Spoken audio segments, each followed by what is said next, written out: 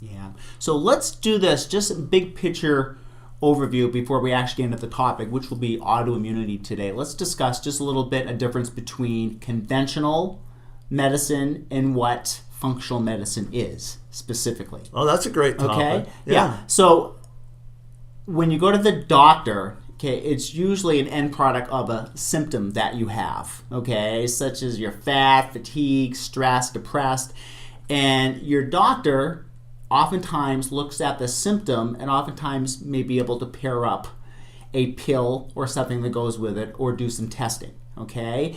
And often this may be helpful, it may not. But the question is, does it get to the underlying principle, to the why or the root cause? No, it does not. No, it doesn't. No, it does not. And so many people, we have seen statistically, conventional medicine in the global economic industrialized world ranks 37th on the bottom for addressing and taking care of chronic disease. And also from that paradigm, we also realize in the United States, we have the highest per capita spent per patient, yet we have the sickest patients in the world. That's crazy, isn't it? It is. And I think there's a big paradigm shift with this, with what functional medicine is. It actually looks upstream, or use the analogy of a tree, for instance. The leaves of a tree oftentimes are the symptoms that you present with your doctor, okay?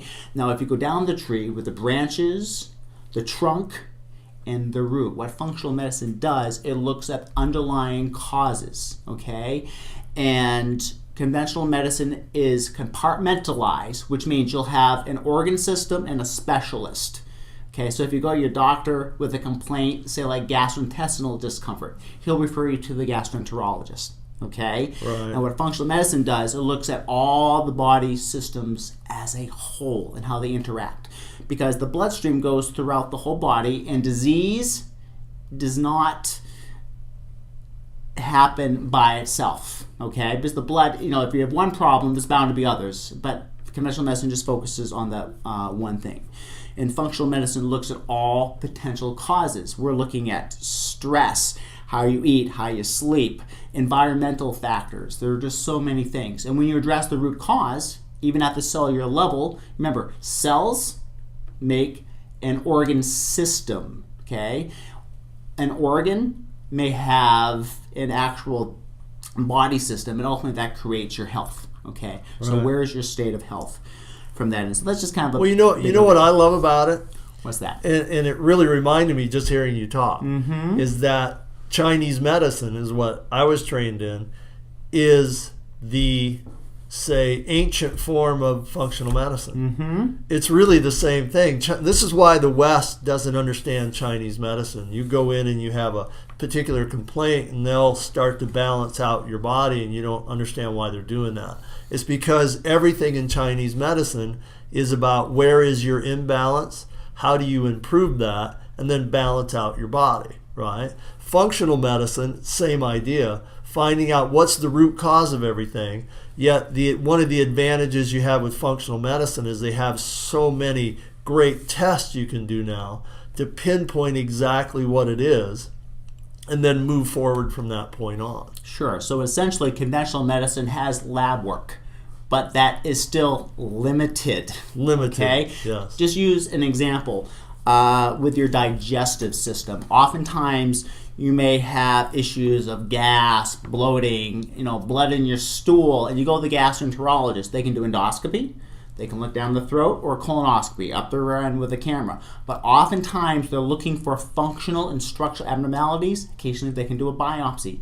It completely misses the microbiome, which we know has so much in relationship to our health. Hippocrates said disease begins in the gut and ends in the gut. And it's coming full circle now with all the scientific evidence out there showing that everything begins in the gut. And if that is focused on, and there's some other testing we can do, we like to check poop, because that's an awesome functional medicine test we can do, and also evaluate that for parasites, good bacteria versus bad bacteria, small intestinal bacterial overgrowth. So there's so many other things we can look at in addressing root causation.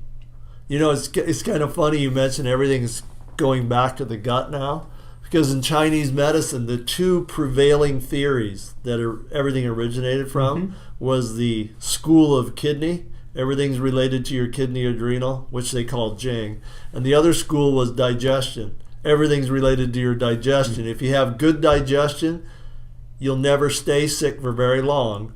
And you'll just recover so quick because it powers up your whole system. So it kind of correlates completely with what they look at now in functional medicine. Absolutely. And now we have just kind of a big overview of functional medicine and maybe Chinese. Right. Now let's actually go into the topic we're going to discuss that now is autoimmunity. Okay. Right. I am finding in practice so many people coming in with autoimmune disease. But remember, a disease is what conventional medicine puts a label on, okay? A collection of symptoms or blood tests, and they have a label. And here's the thing, when we think of autoimmunity, it means the body, auto, self-attacking self. And the conventional standpoint will give you immunosuppressing drugs, which is going to suppress your immune system even more. It's already suppressed. Why do we need to suppress it even more? But the conventional system does not address it well at all, okay? And with autoimmunity, there's a triad which we talk about. First of all, we used to think there's a genetic predisposition for this, okay? Right. So it could be in your genes, okay? And the second one, there are environmental influences. Yeah. And the third thing, which we're finding is on the forefront, has to do with the gut. Again, it has to do with intestinal hyperpermeability or leaky gut syndrome, which seems to be a catchphrase right now. So let's actually discuss that a little bit. Right. You know, in what I do, what you look at first off, if someone came to me, is you look at stress. Because everything does go back to the gut, and especially leaky gut. It's probably one of the source reasons for most autoimmune conditions is things making it into your bloodstream that shouldn't be there. We look at stress because everybody knows in medicine that once you're stressed out, if you have chronic stress, what happens is your body shuts off at least 50% of your digestion because you don't need to be digesting food if you're stressed out. So that's if you're that in fight or flight response. Fight or flight response, no digestion, no immune system.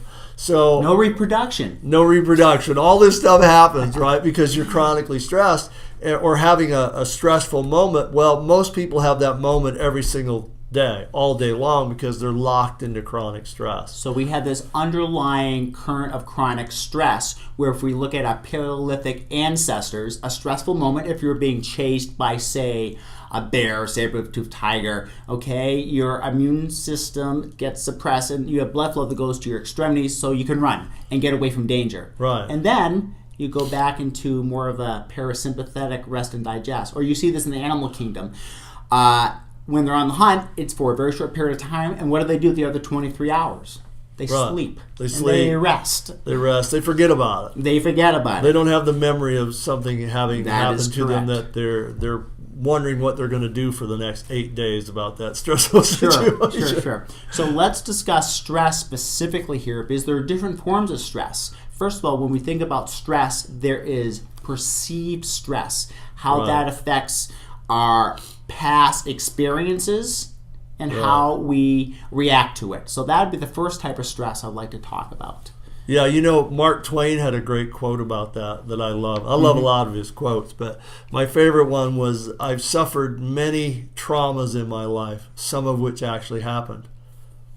Some of it actually happened. So basically what he's saying is that most of this stuff is just in your mind. It is in your mind. You hold on to ideas about what's going to happen, how people are going to react, and it rarely ever comes out that way. Yet it locks you in to that experience just like it happened. Your body goes into fight or flight, your digestion goes completely off, your immune system's disrupted, you're losing adrenal energy, your whole body goes into a mode of destruction. It's basically breaking down. It cannot build anything up in that condition, and this is the state that most people are in all day long.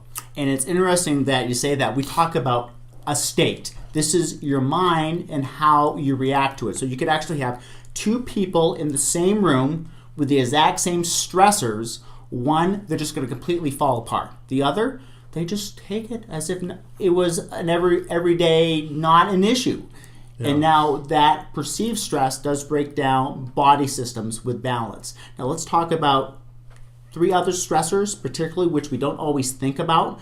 First of all is going to be circadian rhythm. Okay, glycemic dysregulation, and then some of those hidden ones, such as toxic exposures, gluten, intestinal parasites, EMFs, and things like that. So let's discuss, we now have the perceived stress and how we actually internalize it, our perception of the world. Now let's talk about circadian rhythm and how that affects our hormones and stress response. Well, it's fascinating that you brought all that up, because most people just think of stress as emotional stress, and it is the biggie. It's the biggie that sets you up for everything else.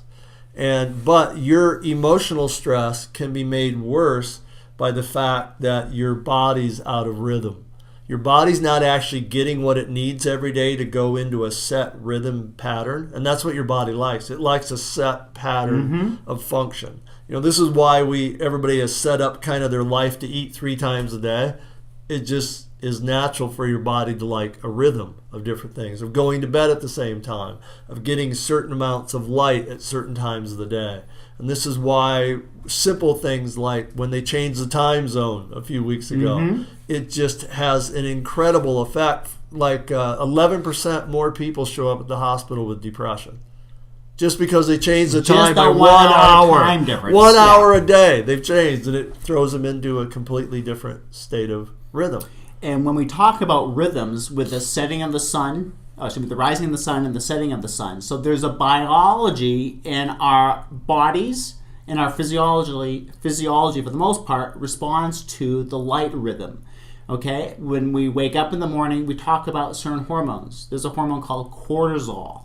Right. And we know this is from the HPA axis, the hypothalamus pituitary adrenal. So it's your brain talking to your adrenal glands, which are little kidney bean size organs on top of your kidneys, and this is an actual response. So this particular hormone responds to the pattern of the sun with the rising and the setting.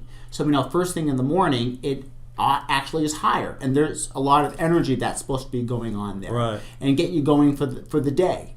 And what happens during the day and in the evening time, if you're not getting enough sunlight, we're finding a lot of people that have vitamin D deficiency. So first of all, to point out, vitamin D is not a vitamin, it's a prohormone, and believe it or not, if you're not getting a lot of sun, there's something called serotonin, which we know regulates mood and all that too. Right. If you're not getting adequate sunshine, serotonin is a precursor to melatonin.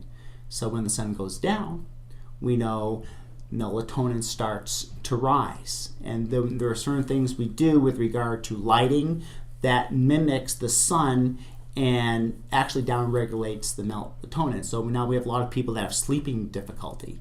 They're having issues, and that's another added stress right there. Right, added stress. It's fascinating. If you really look deeply into how the body reacts to sunlight, you have cortisol starts to get more pronounced in your body in the morning in response to light, to wake you up, get ready for the day. You have most of your energy and your higher levels of cortisol in the morning so you can get out, do something, right?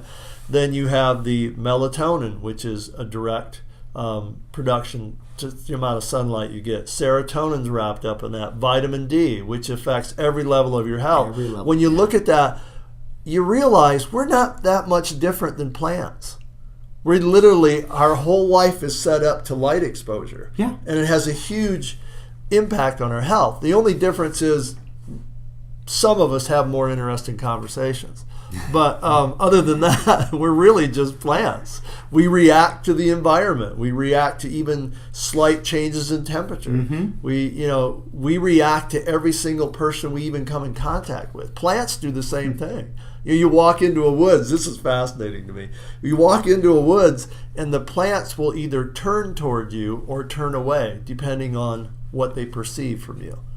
Yes. Now, we all do that, the same exact thing. We walk into a grocery store, we walk into anywhere. We do the same exact thing to people. So the relationship there, we really are just part of nature.